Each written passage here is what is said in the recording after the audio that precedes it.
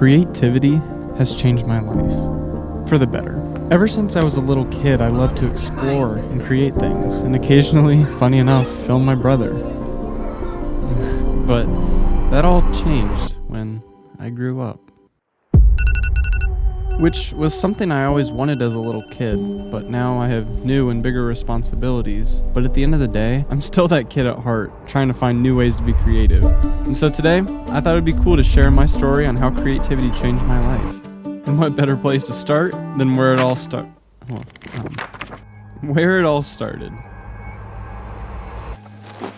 I guess you've already seen it, but this was my sketchbook from when I was like 6 to 7 years old, and the stuff inside of it is very interesting.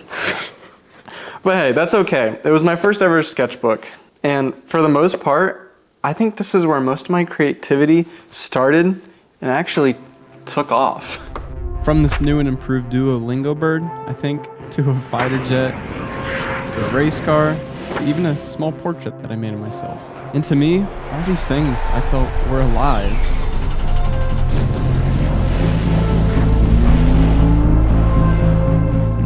And as I continued to draw, new ways and new forms of creativity started to hit me, which was mostly in the form of Legos.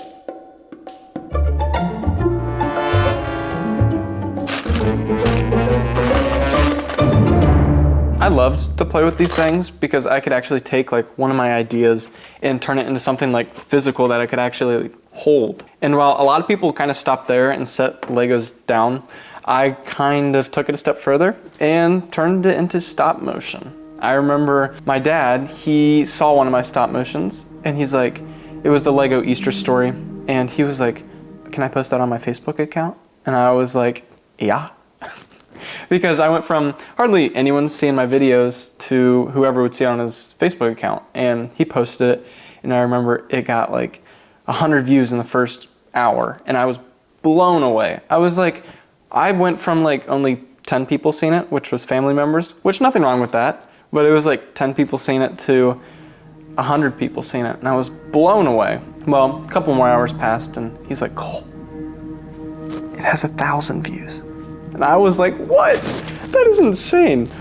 Well, little did I know, when I went to bed that night and woke up the next morning, that video had, I don't remember, 30 to 40,000 views. And I remember from that day on, it sparked something inside of me that I knew I wanted to work with video in some sort of way. And I did so by continuing to create stop motions. I created fight scenes like this one.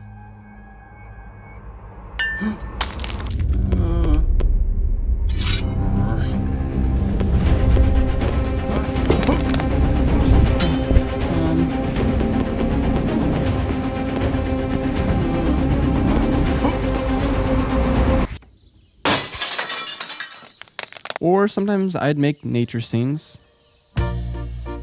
I know sometimes life can be tough. Or sometimes I would just mess around and have the Lego figure dance. And while I had a lot of fun here, this part of my life came to a close. That was until the next door opened up.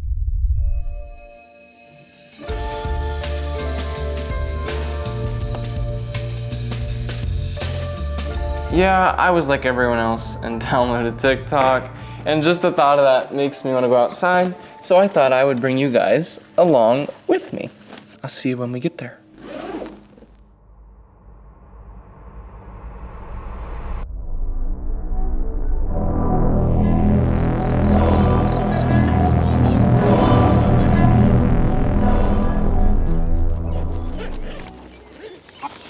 I hope you guys weren't too cramped, because we made it. And that is to the chicken yard.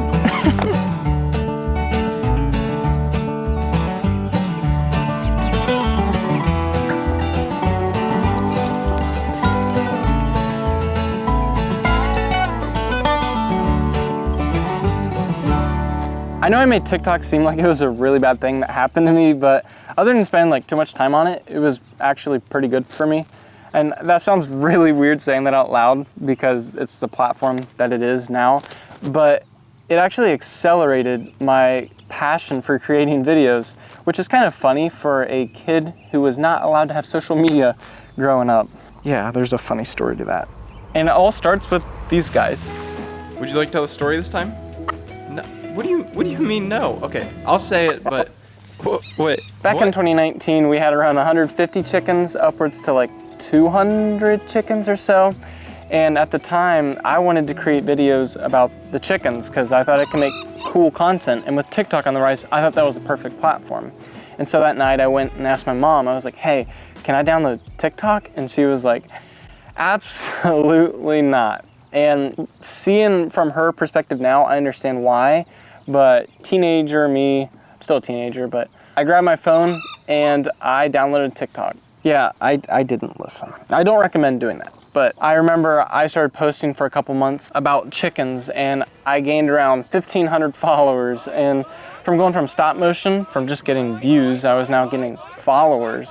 And so that metric was like insane to me. I thought that was so cool. But at the same time, while I was experiencing all these like short bursts of dopamine, I just realized I wasn't being me. And if you're wondering, yeah, the chickens, they're nice. In the town on the hill where the apples grow, the church I hope this electric fence is not. Every hour or so, I took a little walk just to see the ships coming in. The sun rose up right above the highway, black, blue, red, yellow, golden skyway. It's like the day that you jump into the wind. As I was struggling to be me, I knew some things needed to change. And so I made the hard decision and decided to stop posting on my chicken account. And without that, it was kind of hard for me because my passion rested in video creation. So I decided to start up a second account on TikTok. And the niche of that account surrounded the gospel. Why, you might be asking? And to answer that question, it's simply because I felt called to. Before, I never really felt like I was building my life on something that was worth anything. Rather, I was building my life off of others. That was until I realized I needed a strong and firm foundation.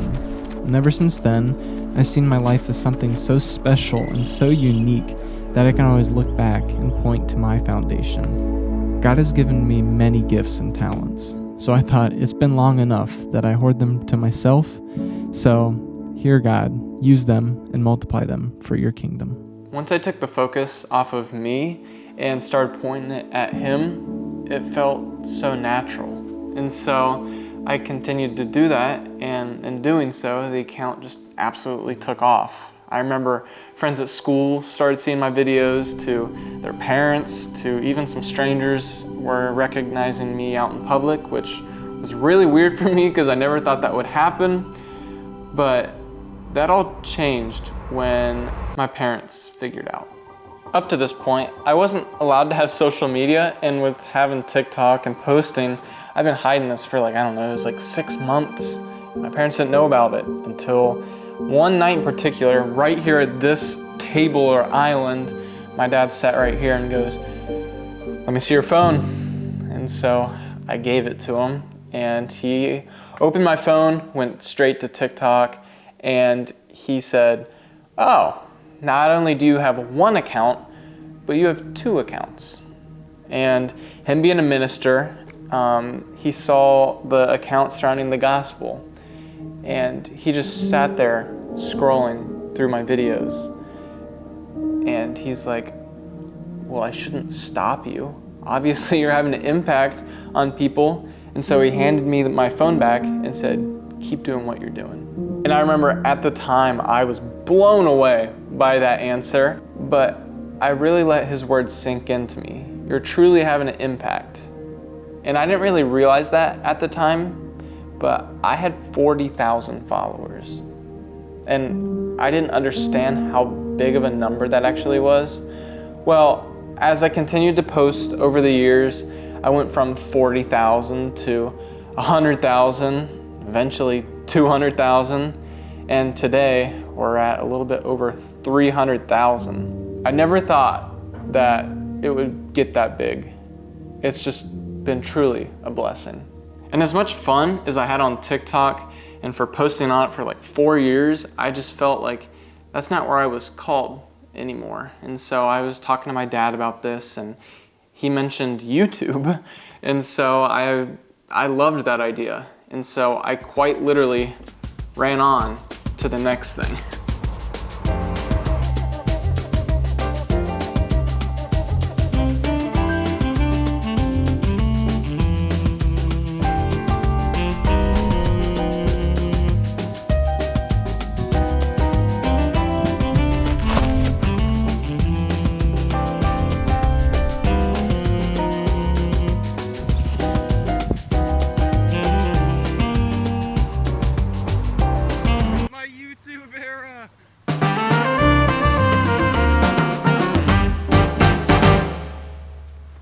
Gotta grab the camera.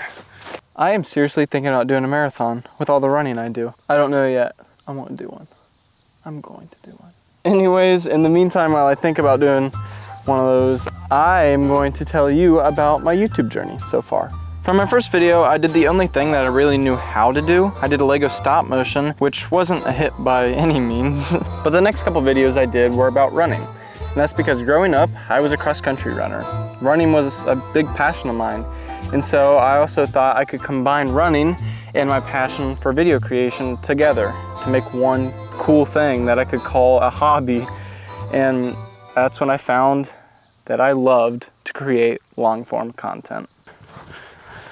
Oh, I forgot. I was supposed to show you my sketchbook of my journey through creativity, and I forgot to show you my picture for the YouTube one.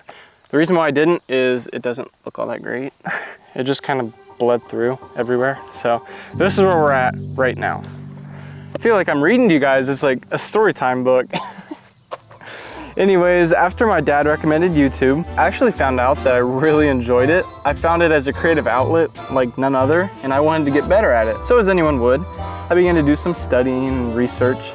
And I did so by doing a lot of watching of YouTube at school. I watched people like Ryan Trahan, Isaiah Photo, Mr. Beast, you name it. And so me not really knowing what I was doing, I kind of tried to copy them, and in the process, once again, I was wandering from who I truly was. So I went back to the drawing board, quite literally, and wrote things that made me me. I assessed what my talents were and what some of my strengths were, and that's when I remembered that I loved to be creative.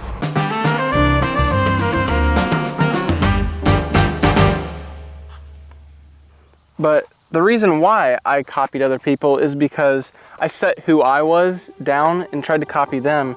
And in that process, I had the mindset like, who wants to watch me? I'm nothing special. I'm just a regular guy, just trying to film parts of his life and maybe make it on YouTube. I don't know. I wasn't confident in who I was. And so I just thought no one would want to watch my videos. But before I quit making videos on YouTube, I decided to give one last effort by utilizing one of my talents, which was drawing. The video was about drawing YouTubers and giving it to them. In the first episode, I drew Ryan Trahan, Dude Perfect, and Mark Rober. Well, long story short, I didn't go about this the right way and nobody responded. I also still have Mark Rober's drawings, so Mark, if you're watching this, I don't think you are, but if you are watching this, I still have your drawing inside my house, and if you respond, I will redraw it and make it better, I promise. Anyways, after I saw the first episode did well, it got like around 3,000 views. It's because I decided to clickbait everyone. I did a second episode.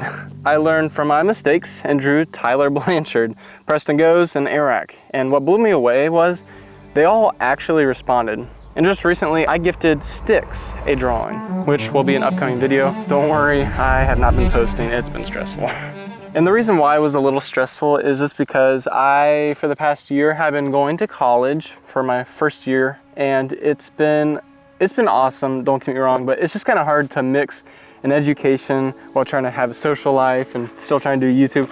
It's just a whole thing. Now, hopefully that I've had my first year of college, I've learned how to balance everything and that I can get a normal upload schedule in. But before you go, if you haven't left yet, I want to leave you with one final thought.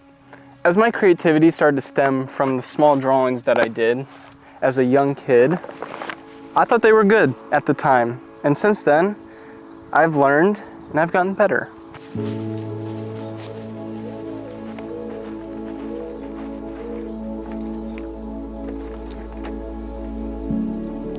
You know, I'll never forget those small little drawings that I thought were so good to the Lego stop motions that I did.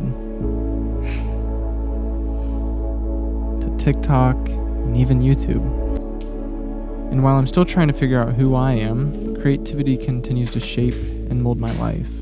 The hard part is, as I grow older, I'm starting to see that creative spark in me wanting to slip away.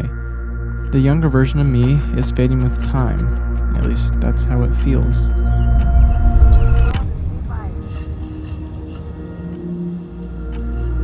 But here and there, I get these creative sparks just as I did as a kid. But they're only getting further and farther between.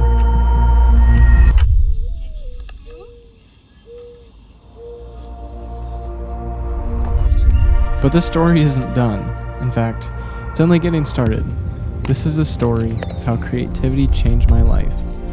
One where the little kid I thought that died within me years ago shines through me in my creative work. Something so simple, yet so complex.